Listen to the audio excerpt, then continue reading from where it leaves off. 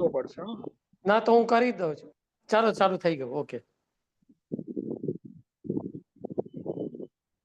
તમારું મ્યુટ કરી દો કલ્પેશભાઈ. હા હા.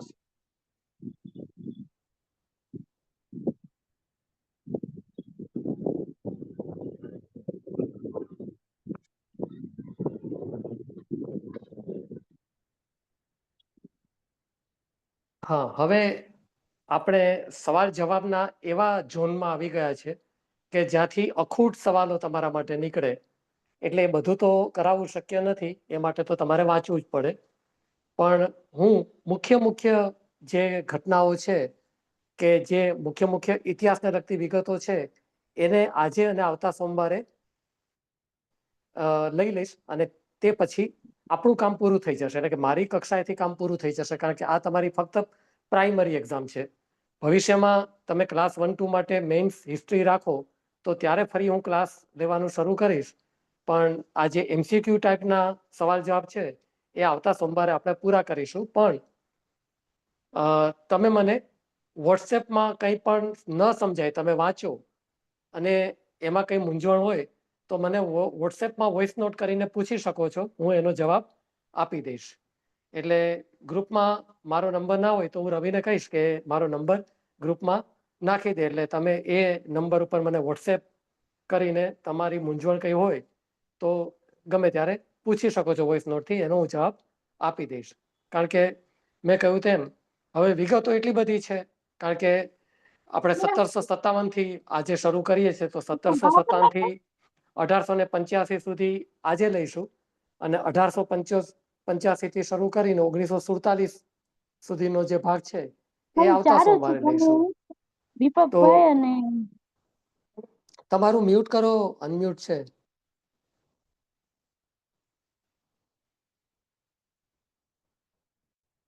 તો ગઈ વખતે આપણે જ્યારે ભારતમાં યુરોપિયન પ્રજાનું આગમન જોયું હતું ત્યારે 1757ની વાત થોડી ઘણી થઈ હતી કે 1757ની સાલ એ છે કે જે સાલથી અંગ્રેજોએ ભારતમાં પોતાના શાસનના પાયા નાખવાનું શરૂ કર્યું. 1757નું પ્રથમ યુદ્ધ, પ્લાસીનું યુદ્ધ. આ પ્લાસીના યુદ્ધથી અંગ્રેજોએ ભારતમાં પોતાના શાસનના પાયા નાખ્યા. આ યુદ્ધ એ અંગ્રેજો વચ્ચે અને બંગાળના નવાબ સિરાજ ઉદ દૌલા વચ્ચે થયું હતું. અંગ્રેજોનું નેતૃત્વ રોબર્ટ ક્લાઇવે કરેલું અને બંગાળનો તે સમયનો નવાબ સિરાજ ઉદ દૌલા હતો. આ યુદ્ધમાં સિરાજ ઉદ દૌલાનો પરાજય થાય છે, એની હત્યા કરવામાં આવે છે અને એની જગ્યાએ મિર્જાફરને ગાદી પર બેસાડવામાં આવે છે. મિર્જાફરને ગાદી પર બેસાડતા પહેલા અંગ્રેજોએ તેની સાથે ખૂબ કડક શરતો કરી હતી કે એને કેટલા પૈસા કોને આપવાના છે. તો એ પ્રમાણે મિર્જાફરે પોતાની શરતો તો પૂરી કરી, પણ ધીમે ધીમે રાજ્યની આર્થિક પરિસ્થિતિ બગડતી જતી હતી, એટલે ભવિષ્યમાં એ અંગ્રેજોને કંઈ ફાયદો આપી શકે તેમ હતો નહીં, અને પરિણામે અંગ્રેજોએ તેને ઉઠાડી મૂક્યો અને તેની જગ્યાએ તેના જમાઈ મીર કાસિમને ગાદી ઉપર બેસાડ્યો.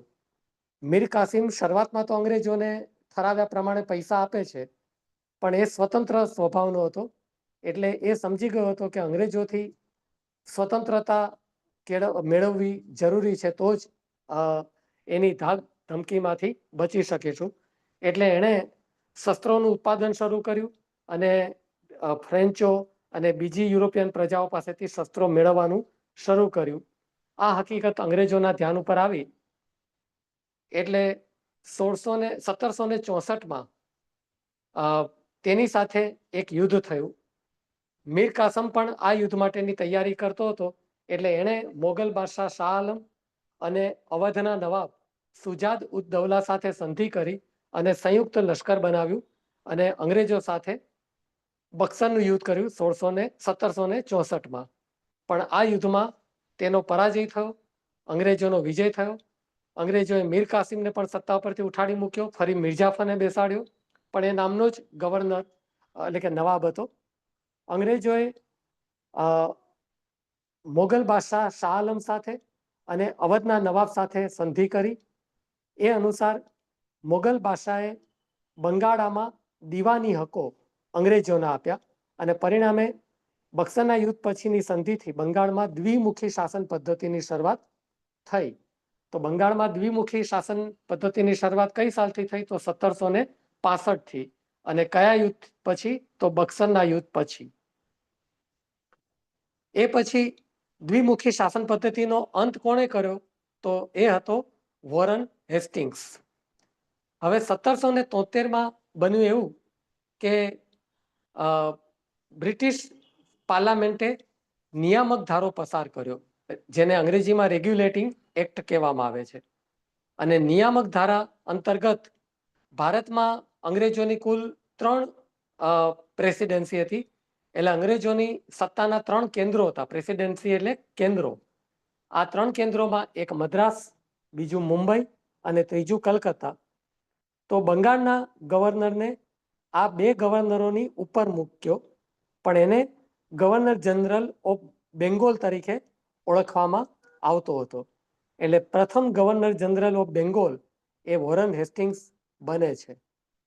ઈસવીસન 1833માં આ જે પદ હતું ગવર્નર જનરલ ઓફ બેંગોલ એ નાબૂદ કરવામાં આવ્યું અને એની જગ્યાએ ઇન્ડિયન ગવર્નર જનરલનું પદ રાખવામાં આવ્યું.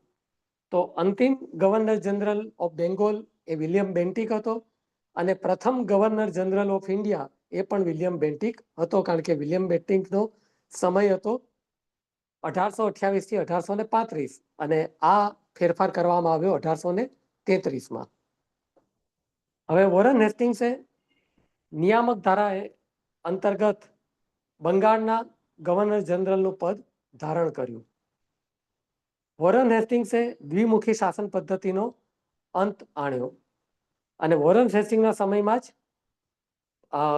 બંગાળમાં એટલે કે કલકત્તામાં સુપ્રીમ કોર્ટની સ્થાપના થઈ. સર્વોચ્ચ અદાલતની સ્થાપના એ વોરન હેસ્ટિંગ્સે કરી એમ આપણે કહી શકીએ. તેના સમયમાં વિલિયમ જોન્સે બેંગોલી એશિયાટિક સોસાયટીની સ્થાપના કરી. તેના પછી તે 1773 થી 1785 સુધી ભારતમાં સત્તા પર રહે છે. હવે એક સવાલ એવો પણ પૂછવામાં આવ્યો એમસીક્યુમાં કે ભારતના કયા ગવર્નર જનરલ ઉપર બ્રિટનની સંસદમાં મહાઅભિયોગ ચાલેલો? તો એ પણ વોરન હેસ્ટિંગ્સ હતો. વોરન હેસ્ટિંગ્સ ઉપર બ્રિટનની સંસદમાં 7 વર્ષ સુધી મહાઅભિયોગ ચાલ્યો હતો. જોકે અંતે તેને નિર્દોષ જાહેર કરવામાં આવ્યો હતો. વોરન હેસ્ટિંગ્સ પછી લોર્ડ કોર્નવોલિસ સત્તા પર આવે છે અને એ ઘણો મહત્વનો ગવર્નર જનરલ હતો, ગવર્નર જનરલ ઓફ બેંગોલ.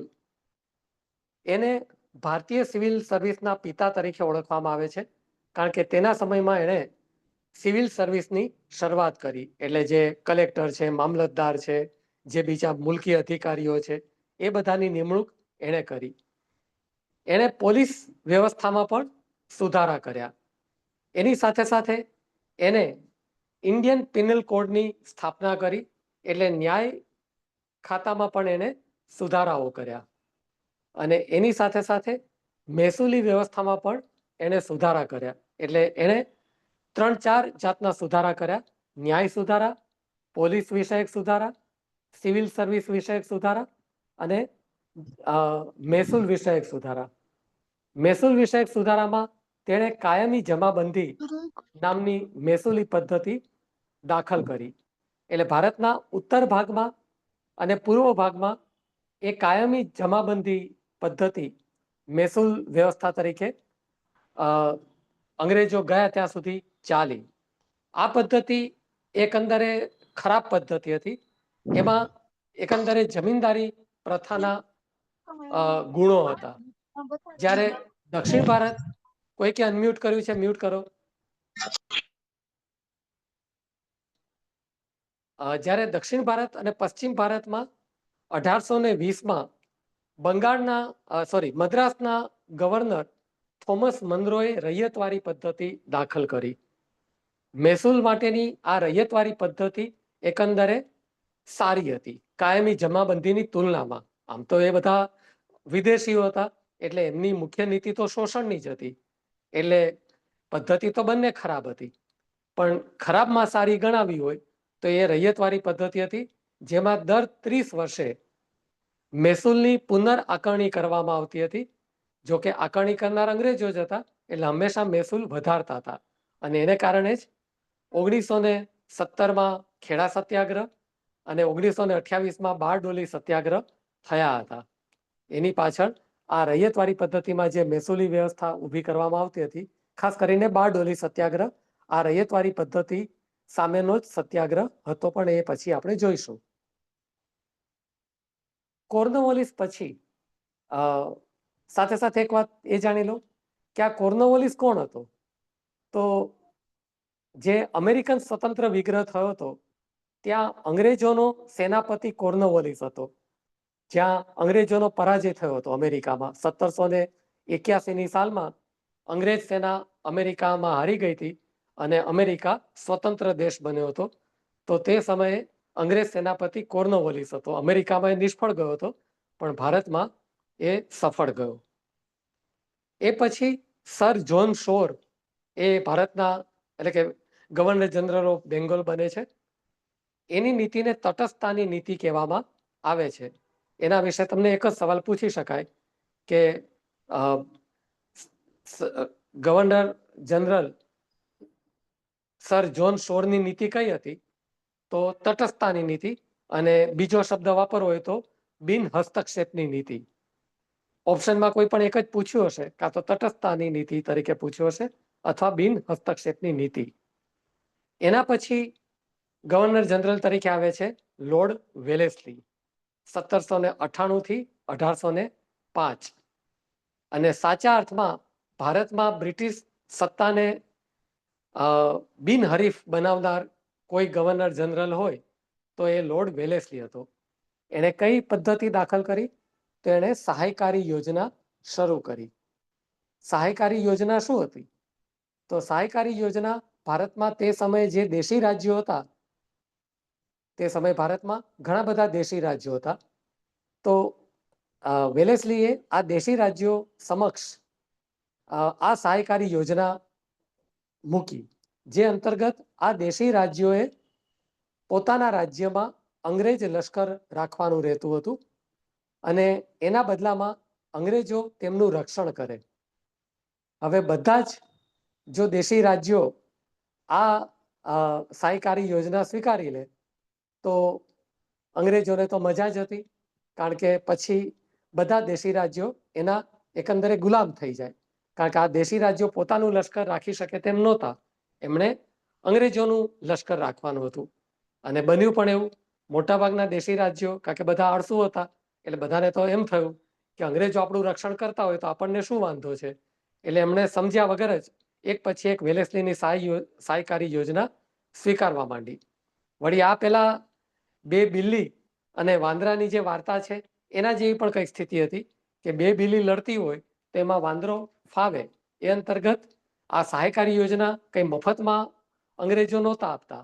એના બદલામાં આ રાજાઓએ એમનું જે રક્ષણ કરે છે અને જે અંગ્રેજો લશ્કર એમને ત્યાં રાખે છે એનો ખર્ચ કાં તો રોકડમાં અને કાં તો એમના પ્રદેશમાંથી અમુક જમીનનો ભાગ આપીને ચૂકવવાનો રહેતો હતો. એટલે ધીમે ધીમે મોટાભાગના દેશી રાજ્યો દેવાદાર થઈ ગયા અંગ્રેજોના. કાં તો એમને રોકડમાં ચૂકવણી કરવી પડતી હતી અથવા અંગ્રેજો એમના રાજ્યમાંથી, જેમ પેલો વાંદરો રોટલાનો ટુકડો ખાતો જતો હતો કે આને વધારે છે, તારે વધારે છે એમ કરીને, એમ અહીં પણ અંગ્રેજો એવું જ કરતા હતા. તો સૌ પ્રથમ સહાયકારી યોજના કોણે સ્વીકારી? તો હૈદરાબાદના નિઝામે. અને ત્યારબાદ ભારતના મોટાભાગના દેશી રાજ્યોએ સહાયકારી યોજના સ્વીકારી જ લીધી. આમ તો મોટાભાગના શબ્દો એટલા માટે વાપરીએ કે અમુક શક્તિશાળી રાજ્યો હતા, જેમ કે પંજાબમાં મહારાજા રણજીતસિંહ, પણ જેમ જેમ એ પણ નબળા પડ્યા એટલે મહારાજા રણજીતસિંહનું અવસાન થયું, એ પછી પંજાબમાં પણ સહાયકારી યોજના આવી ગઈ. એટલે એક સમય તો એવો આવ્યો કે બધાએ સ્વીકારી લીધી હતી. તો એ સહાયકારી યોજના હતી. એ ઉપરાંત દરેક રાજાએ પોતાના રાજ્યમાં એક બ્રિટિશ અમલદાર રાખવાનો હતો, જેની સલાહ પ્રમાણે એમણે રાજ્ય કરવાનું હતું. અને આ બ્રિટિશ અમલદાર જો એમ કહે કે તમારે ત્યાં ગેરવહીવટ ચાલે છે તો એ રીતે એમણે સુધારો પણ કરવાનો હતો. એટલે બધી રીતે ટૂંકમાં અંગ્રેજોનો અધિકાર અથવા તો એમનું સંપૂર્ણ વર્ચસ્વ એ દેશી રાજ્યો ઉપર સ્થપાઈ જવાનું હતું. એટલે વેલેસ્લી બહુ બુદ્ધિશાળી ગવર્નર જનરલ હતો એમ આપણે કહી શકીએ. એના પછી બીજો એક હેસ્ટિંગ્સ એ ભારતમાં સત્તા પર આવે છે 1813 થી 1823, પણ એના સમયમાં કંઈ ખાસ ઉલ્લેખનીય કામ થયા નથી. એ પછી 1828માં વિલિયમ બેન્ટિક એ સત્તા પર આવે છે અને એના સમયમાં ઘણા બધા કામ થયા છે. પહેલું સૌપ્રથમ સતી પ્રથા નાબૂદી. ઈસવીસન 1829માં એણે શરૂઆતમાં બંગાળમાં અને પછી આખા ભારતમાં સતી પ્રથા નાબૂદી કરી. બીજું, કેપ્ટન સલિવનના નેતૃત્વ હેઠળ ભારતમાં જે ઠગોનો જુલમ ચાલતો હતો, જે ઠગોનો ત્રાસ હતો, એ ઠગોનો ત્રાસ એણે નાબૂદ કર્યો. આ ઠગ એક વ્યવસ્થિત લૂંટફાટ કરનારી સંસ્થા હતી. એના વિશે તમારે વિશેષ જાણવું હોય તો તમારે ગુજરાતીની 2 નવલકથાઓ વાંચવી પડે. એક તો પીળા રૂમાલની ગાંઠ, એ મોટાભાગે હરકિશનસિંહ મહેતાએ લખી છે, અને બીજી છે ઠગ નામની નવલકથા છે, એ રમણલાલ વસંતલાલ દેસાઈ લખી છે. જો આ પ્રથામાં તમને રસ હોય તો તમે આ 2 નવલકથા વાંચી શકો. એ ઉપરાંત ચાર્લ્સ મેડકાફ એના સમયમાં એક અધિકારી હતો. એણે પ્રેસને મુક્તિ આપી, એટલે ભારતીય પ્રેસ વિશે એને સ્વતંત્રતા આપતા કાયદા, એટલે કે એના અધિકારોમાં વધારા કરતા કાયદાઓ ઘડવામાં આવ્યા. એ ઉપરાંત લો કમિશન બનાવવામાં આવ્યું અને લોર્ડ મેકોલેને એનો અધ્યક્ષ બનાવવામાં આવ્યો. અને એની સાથે સાથે ભારતમાં અંગ્રેજી શિક્ષણ પદ્ધતિની શરૂઆત પણ લોર્ડ મેકોલેએ કરી, જેનો શ્રેય પણ વિલિયમ બેન્ટિકને આપી શકાય.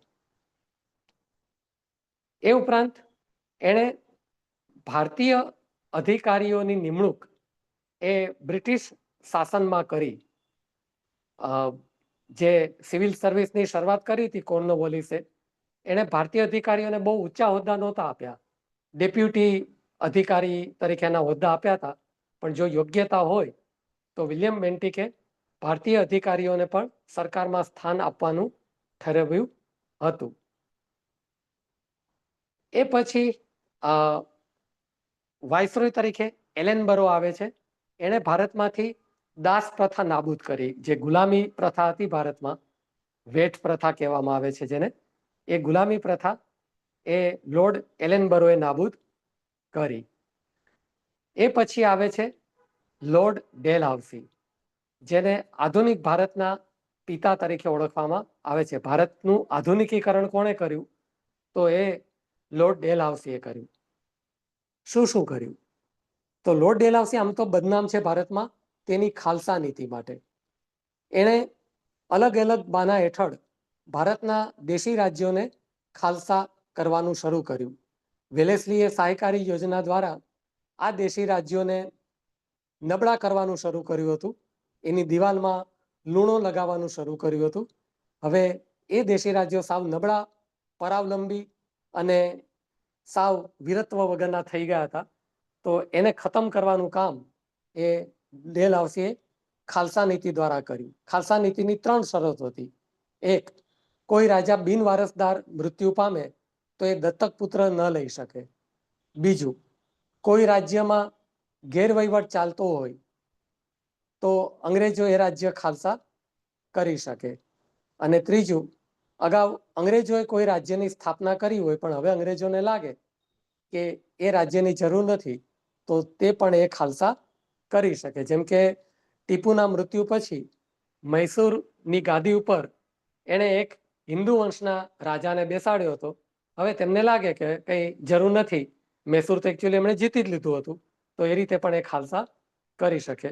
મુખ્યત્વે બિનવારસદાર રાજાના મૃત્યુ અને ગેરવહીવટ અંતર્ગત ખાલસા કરવાના જે ઉપાયો હતા, એનાથી ભારતમાં ખૂબ અસંતોષ ફેલાયો દેશી રાજ્યોમાં, અને લોર્ડ ડેલહાઉસીની અલોકપ્રિયતા વધી ગઈ. એટલે આમ તો આ દેશી રાજાઓમાં એની અલોકપ્રિયતા વધી ગઈ, સામાન્ય પ્રજાને કંઈ ફરક પડતો નહોતો. એની સાથે સાથે કેટલાક સારા સુધારા ડેલહાઉસીએ કર્યા. પ્રથમ રેલવે એ 1853માં એણે ભારતમાં શરૂ કરી. ત્યારબાદ ઘણી બધી જગ્યાએ રેલવે વ્યવહાર શરૂ થયો. પ્રથમ રેલવે એ 34 કિલોમીટરની થાણાથી કલ્યાણ સુધીની હતી. 1853માં શરૂ થઈ હતી. 1854માં એણે કલકત્તાથી આગ્રા વચ્ચે તાર વ્યવસ્થા, ટેલિગ્રાફ કહેવામાં આવે છે, એ શરૂ કરી હતી. આજે આ તાર વ્યવસ્થા નથી. છેલ્લે લગભગ 2004માં કે 5માં આ ટેલિગ્રામ વ્યવસ્થા ખતમ કરવામાં આવી, કારણ કે હવે એની જરૂર નહોતી. SMS દ્વારા જ તમે તમારા સંદેશા બધે મોકલી શકતા હતા, એટલે તાર વ્યવસ્થાની જરૂર રહી નહોતી. એ ઉપરાંત ભારતમાં પોસ્ટલ વ્યવસ્થાની એટલે કે એનું આધુનિકીકરણ કર્યું અને ટપાલ ટિકિટની શરૂઆત કરી. ભારતમાં કોઈ પણ જગ્યાએ ટપાલ મોકલવી હોય તો 2 પૈસાની ટિકિટ ચોંટાડી અને તમે આખા ભારતમાં કોઈ પણ જગ્યાએ ટપાલ મોકલી શકો. એટલે પોસ્ટલ ખાતાને એણે એનું આધુનિકીકરણ કર્યું. એની સાથે સાથે ચાર્લ્સ વુડના ખરીદવા દ્વારા એને આધુનિક શિક્ષણ વ્યવસ્થાની શરૂઆત કરી અને 1856માં ભારતમાં 3 યુનિવર્સિટીની શરૂઆત કરી. ભારતમાં પ્રથમ યુનિવર્સિટીની શરૂઆત એ લોર્ડ ડેલહાઉસીએ કરી. કલકત્તા, મુંબઈ અને મદ્રાસ એમ 3 જગ્યાએ યુનિવર્સિટી સ્થાપી. ભારતમાં પ્રથમ મેડિકલ કોલેજની શરૂઆત 1835માં વિલિયમ બેન્ટિકે કરી હતી, પણ એ ફક્ત કોલેજ હતી. આ યુનિવર્સિટીની શરૂઆત એ લોર્ડ ડેલહાઉસીએ કરી. પણ લોર્ડ ડેલહાઉસીના ખાલસા નીતિ અંતર્ગત પ્રથમ કયું રાજ્ય ખાલી કરવામાં આવ્યું અથવા તો અંગ્રેજોએ પડાવી લીધું, તો એ હતું સતારા.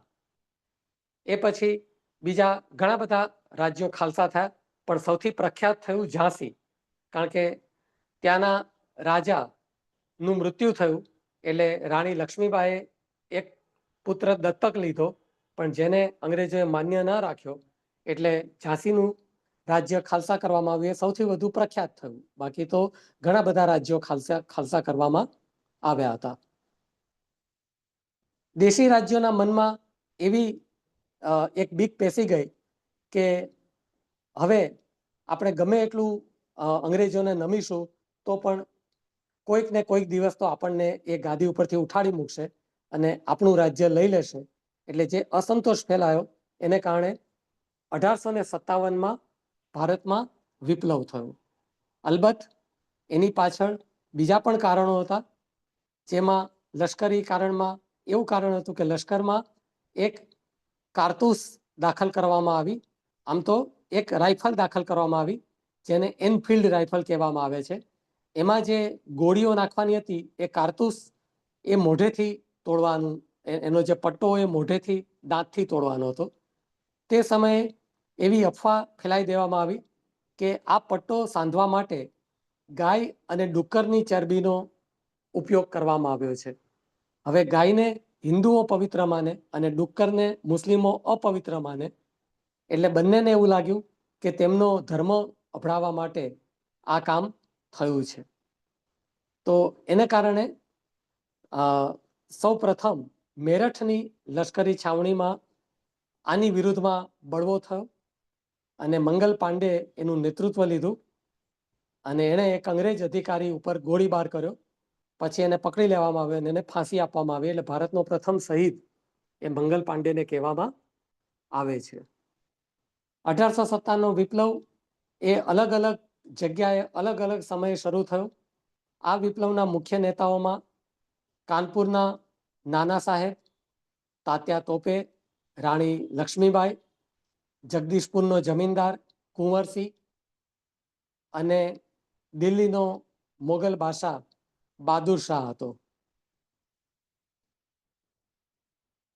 આ જે વિપ્લવ ફાટી નીકળ્યો એને કારણે અંગ્રેજો ચિંતામાં મુકાયા અને એનું પરિણામ એ આવ્યું કે 1858માં ભારતમાંથી ઈસ્ટ ઇન્ડિયા કંપનીનું શાસન સમાપ્ત કરી દેવામાં આવ્યું. હવે ઈસ્ટ ઇન્ડિયા કંપની ફક્ત વેપાર કરી શકે, પણ રાજ્ય કરવાની જવાબદારી એ સીધી અંગ્રેજોના તાજને આપી દેવામાં આવી. એટલે તાજ એટલે કે આપણે જેમ રાષ્ટ્રપતિ છે તેમ ત્યાં રાજા રાણી પ્રણાલી છે.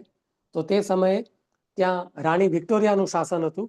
એટલે રાણી વિક્ટોરિયાનું સીધું શાસન એ 1858માં સ્થાપી દેવામાં આવ્યું. અલબત્ત આ ફક્ત એક જાતનો વહીવટી ફેરફાર હતો, એનાથી કંઈ બીજો બહુ ફરક પડતો નહોતો. કારણ કે ભારતનો છેલ્લો ગવર્નર જનરલ એ લોર્ડ કેનિંગ હતો. 1857નો વિપ્લવ ફાટી નીકળ્યો ત્યારે ભારતનો ગવર્નર જનરલ લોર્ડ કેનિંગ હતો. 1858માં કંપનીનું શાસન સમાપ્ત કરવામાં આવ્યું અને અંગ્રેજોનું શાસન શરૂ કરવામાં આવ્યું. તો હવે જે ગવર્નર જનરલ હતો એ પદ વોઇસરોય તરીકે સંબોધવાનું હતું, એટલે એ પદનું નામ ગવર્નર જનરલની જગ્યાએ વોઇસરોય થઈ ગયું. તો પ્રથમ વોઇસરોય પણ લોર્ડ કેનિંગ જ હતો, એટલે કંઈ બીજો તફાવત નહોતો. એ રીતે ઈસ્ટ ઇન્ડિયા કંપનીનો જે ભારતમાં વહીવટ ચાલતો હતો એના માટે ઇંગ્લેન્ડમાં બોર્ડ ઓફ ડિરેક્ટર્સ નામની એક વહીવટી સંસ્થા હતી. એમાં 7 જેટલા ડિરેક્ટર્સ હતા. તો તાજનું શાસન સ્થપાયું પછી પણ વહીવટ કરવાનું કામ તો આ બોર્ડ ઓફ ડિરેક્ટર્સને જ આપવામાં આવ્યું. એટલે ફક્ત ઓન પેપર ફેરફાર થયો. અલબત્ત ભવિષ્યમાં ભારતમાં કંઈ એવી મોટી ઘટના બને અને એની ચર્ચા એ બ્રિટનની પાર્લામેન્ટમાં થાય તો એના કારણે ભારતના શાસન તંત્ર ઉપર દબાણ આવે એ શક્યતા હતી. એટલે એ રીતે આ ફેરફાર થયો એમ આપણે કહી શકીએ. 1857ના વિપ્લવ પછી 1861માં રાણી વિક્ટોરિયાનો ઢંઢેરો બહાર પાડવામાં આવ્યો. એટલે તમને રાણી વિક્ટોરિયાનો ઢંઢેરો કઈ સાલમાં બહાર પાડવામાં આવ્યો? તો 1861માં. અને આ ઢંઢેરા દ્વારા એમણે શું જાહેર કર્યું કે હવેથી અંગ્રેજો એ દેશી રાજ્યોની બાબતમાં કોઈ હસ્તક્ષેપ કરશે નહીં, કોઈ પણ નવું રાજ્ય અંગ્રેજો પડાવી લેશે નહીં. એટલે કે હવે ભારતમાં કોઈ નવું રાજ્ય અંગ્રેજો જીતશે નહીં, જે દેશી રાજ્યો ચાલુ છે એને ચાલુ રાખશે. અને એની સાથે સાથે ભારતના ધાર્મિક અને સામાજિક સવાલોમાં, પ્રશ્નોમાં અંગ્રેજો હસ્તક્ષેપ કરશે નહીં. કારણ કે 1857ના વિપ્લવ પાછળનું એક કારણ એ પણ ગણવામાં આવે છે કે એમણે જે ભારતના સામાજિક ધાર્મિક મામલાઓમાં હસ્તક્ષેપ કર્યો, જે સતી પ્રથા નાબૂદી કરી, જે વિધવા પુનર્વિવાહની મંજૂરી આપી, બાળ લગ્ન નાબૂદ કરવાનો પ્રયત્ન કર્યો, એના કારણે ભારતીય સમાજમાં અસંતોષ વ્યાપ્યો હતો. એટલે આ વિપ્લવ થયો એ પણ એક કારણ ગણવામાં આવે છે. એટલે આ ખાતરી આપવામાં આવી.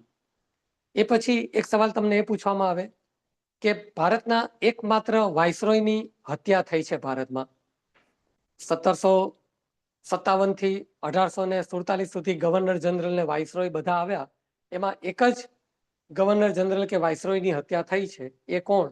તો એ લોર્ડ મેયો, જેની 1872માં કઈ જગ્યાએ હત્યા થઈ હતી? તો પોર્ટ બ્લેયર, આંદામાનની અંદર હત્યા થઈ હતી. એક અફઘાન અપરાધી શેર અલી આફ્રિદી ખાને એની હત્યા કરી હતી. એ પછી 1806 એ સત્તા પર આવે છે. લોર્ડ લિટન એણે ભારતને નુકસાન કરે એવા કાર્યો કર્યા હતા. એક તો તેણે વર્નાક્યુલર પ્રેસ એક્ટ 1878માં પસાર કર્યો હતો. એના દ્વારા જે ભારતના છાપાઓને સ્વતંત્રતા હતી એ સ્વતંત્રતા નાબૂદ કરવામાં આવી. અને એ ઉપરાંત એણે સિવિલ સર્વિસમાં જે ભારતીય અધિકારીઓ હોય, એટલે કે ભારતના અધિકારી બનવા માટે જે પરીક્ષા આપવાની હોય એની વય ઘટાડી. અહીં એ કહેવાનું રહી ગયું કે ભારતમાં સ્પર્ધાત્મક પરીક્ષા આપી અને ઉચ્ચ અધિકારી બનવાની શરૂઆત ડેલ હાઉસીએ કરી હતી કે ભારતીય લોકો પણ સ્પર્ધાત્મક પરીક્ષા પાસ કરી અને ભારતમાં ઉચ્ચ અધિકારી બની શકે. એ અંતર્ગત સુરેન્દ્રનાથ સેને 1867માં આ પરીક્ષા પાસ કરી, જેને ICS તરીકે ઓળખવામાં આવતી હતી. આ જ પરીક્ષા હવે તમે બધા IAS તરીકે ઓળખો છો. અત્યારે આ પરીક્ષા IAS તરીકે ઓળખાય છે. તે સમયે ICS એટલે કે ઇન્ડિયન સિવિલ સર્વિસ એ નામે આ પરીક્ષા ઓળખાતી હતી. અને 1867માં આ પરીક્ષા પાસ કરી, એટલે કે પ્રથમ આ પરીક્ષા પાસ કરનાર ભારતીય સુરેન્દ્રનાથ સેન હતા. તો એની વય ઘટાડી. કોને? લોર્ડ લિટને 21 થી 19 કરી નાખી, એટલે ઓછામાં ઓછા ભારતીયો આ પરીક્ષા પાસ કરી શકે એના માટે. એ સાથે સાથે એણે દિલ્હીમાં કૈસરે હિંદનો એવોર્ડ આપવા માટે, રાણી વિક્ટોરિયાને કૈસરે હિંદનો એવોર્ડ આપવા માટે 1877માં દિલ્હી દરબાર ભર્યો હતો, જે સમયે ભારતમાં બહુ મોટો દુષ્કાળ ચાલી રહ્યો હતો. એટલે આ બધા કાર્યોને લીધે તે ખૂબ બદનામ થયો અને એની જગ્યાએ ભારતીય પ્રજાને મનાવી લેવા માટે એક ઉદાર ગવર્નરની નિમણૂક કરવામાં આવી. હા, એક પાછો સવાલ યાદ આવ્યો, MCQ તરીકે પૂછાયો કે લોર્ડ મેયો, જેની ભારતમાં હત્યા થઈ હતી, એણે સૌપ્રથમ વખત ભારતમાં વસ્તી ગણતરી કરાવી હતી 1872માં, અને 1881માં આ વસ્તી ગણતરી નિયમિત કરવામાં આવી કે દર 10 વર્ષે ભારતમાં વસ્તી ગણતરી કરાવી. એટલે 1881 થી ભારતમાં દર 10 વર્ષે વસ્તી ગણતરી થતી હતી. તો એ શરૂ કરનાર, નિયમિત રીતે વસ્તી ગણતરી શરૂ કરનાર લોર્ડ રિપન હતો. એ ઉપરાંત એણે ફેક્ટરી એક્ટ ભારતમાં લાગુ કર્યો. એ અંતર્ગત અઠવાડિયામાં 1 દિવસની રજા એ શરૂ થઈ, એ રિપનના સમયમાં શરૂ થઈ. શિક્ષણ ક્ષેત્રે ફેરફાર કરવા માટે એણે હન્ટર કમિશનની શરૂઆત કરી અને ભારતના, એટલે કે ભારતીય ન્યાયાધીશ પણ અંગ્રેજો વિરુદ્ધ કેસ ચલાવી શકે એ માટે ઇલ્બર્ટ બિલ એ લાવ્યો. તો એ રીતે આટલા એને સુધારા કર્યા. અલબત્ત ઇલ્બર્ટ બિલ એ પસાર થઈ શક્યું નહીં, કારણ કે અંગ્રેજોએ તેનો બહુ ભારે વિરોધ કર્યો અને એને કારણે એ બિલ પસાર ન થઈ શક્યું. અને આમ પણ જે ઇતિહાસના સાચા વિદ્યાર્થી હોય એ તો સમજે કે એકચ્યુઅલી રિપન એ સારો ગવર્નર ના કહેવાય. એને તો ખબર જ હતી કે આ બિલ એ પસાર થવાનું નથી, પણ પેલું આપણે કહીએ ને કે સારા દેખાવા માટે, તો જે લિટને જુલમ કર્યો હતો એ જુલમમાંથી ભારતીય પ્રજાને થોડીક રાહત મળે કળ વડે, એ કળ વડે એના માટે લોર્ડ રિપનની નિમણૂક કરવામાં આવી હતી. એટલે જે ઇતિહાસના સાચા વિદ્યાર્થી છે એ લોર્ડ ડેલહાઉસી, આમ આપણે ત્યાં બદનામ કોણ છે? લોર્ડ ડેલહાઉસી, લોર્ડ કર્ઝન, એવા બધા ગવર્નર બદનામ છે. પણ હકીકતમાં આ ગવર્નરો જનરલોએ સારા કામ કર્યા હતા. જ્યારે રિપનને એવા જે ગવર્નર જનરલ છે એ તો ખાલી મલમપટ્ટી કરવા માટે આવ્યા હતા કે જેનાથી સાજા થાય તો ફરી એને મારી શકાય. એટલે ભારતીય પુસ્તકોમાં, ખાસ કરીને શાળાના પુસ્તકોમાં રિપનના વખાણ તમને જોવા મળે, પણ આમ જોવા જાવ તો એ એક સામાન્ય ગવર્નર જનરલ કહેવાય એમ આપણે કહી શકીએ. અને એના પછી આવે છે, કોઈ કે અનમ્યુટ કર્યું છે, મ્યુટ કરી દો.